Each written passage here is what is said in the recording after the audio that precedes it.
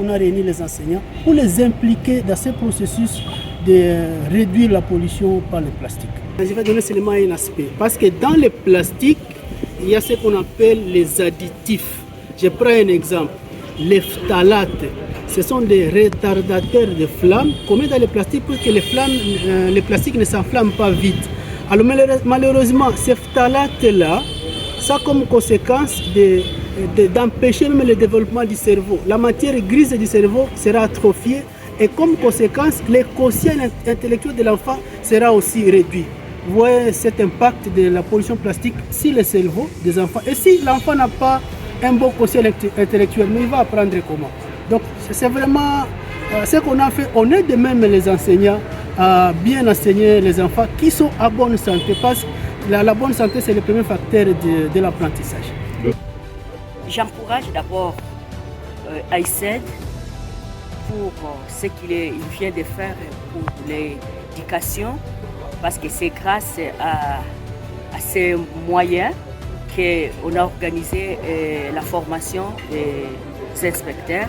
Et quand les inspecteurs sont formés, là, c'est vraiment le milieu éducatif qui est touché. Alors, nous les encourageons d'aller de l'avant.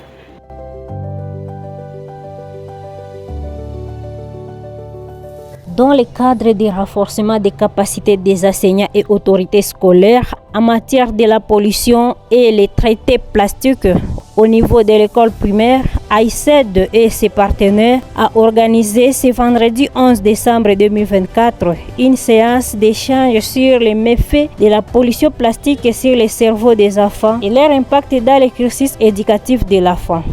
Faustin Nyebon, directeur de l'ONG AICED, indique que dans les aliments chauds que servent les parents aux enfants, dans les récipients plastiques, constitue un danger pour la santé des enfants. Ici, nous venions de renforcer les capacités des enseignants et des autorités aussi scolaires sur les méfaits de la pollution plastique sur le cerveau des enfants et leur impact dans l'action éducative.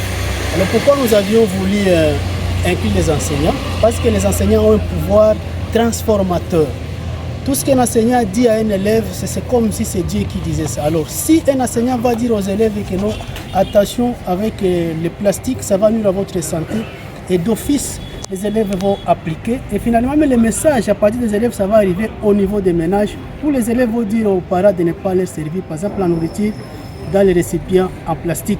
Et cette action, ça va même aider les enseignants, parce que si les enfants tombent malades suite à la pollution plastique, mais les enseignants vont enseigner qui?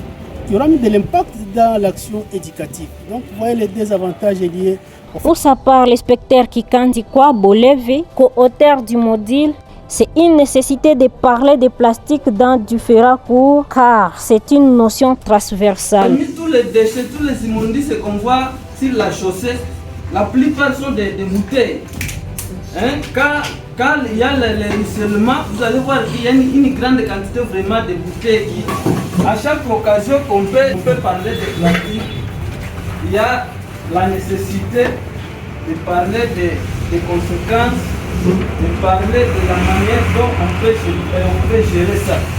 Si une fois on tombe sur un plastique, comment on peut se comporter vis-à-vis de ce plastique? L'éducation civique et morale, c'est une branche transversale qui se retrouve dans toutes les branches. Et la notion aussi de plastique, à mon avis, devait être considérée comme une notion qui est transversale parce qu'elle se retrouve dans plusieurs branches.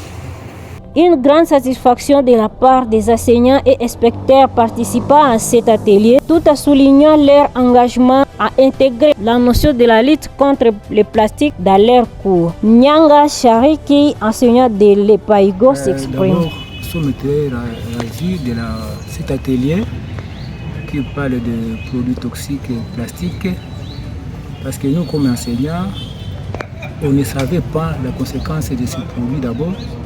Mais grâce à cet atelier aujourd'hui, nous connaissons déjà que ces produits sont tellement conséquents à la santé de la population de Goma en général de la RDC. Oui, ce module est tellement important. Des recommandations ont été formulées de la part des enseignants, des directeurs et des inspecteurs de la division provinciale de l'éducation pour enrichir le contenu du module. Très important et même pour nos familles.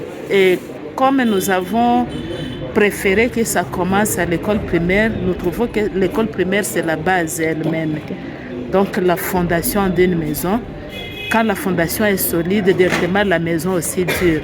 Et l'école primaire demeure la fondation de toutes les écoles.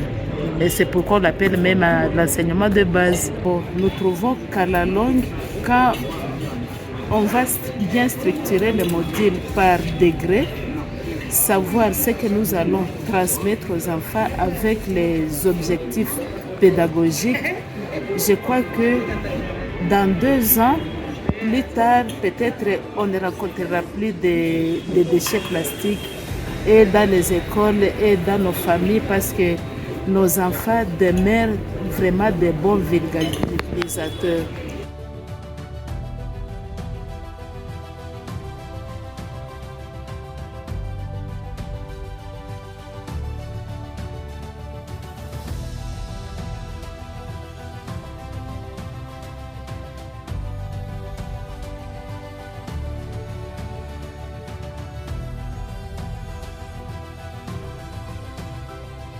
Je peux encourager les concepteurs de ces modules, je peux appeler ça ces drafts de modules. Il y a plusieurs informations dans ces modules et j'encourage les initiateurs, mais le module va être validé Car sont des bons vulgarisateurs. Les experts de l'éducation.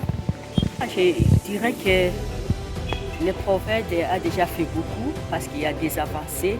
Il y a déjà de notes circulaires dans les écoles sur la gestion des déchets plastiques, mais aussi les inspecteurs et les chefs d'établissement qui viennent d'être formés et aussi qu'ils puissent vulgariser ce qu'ils viennent d'apprendre dans le milieu éducatif.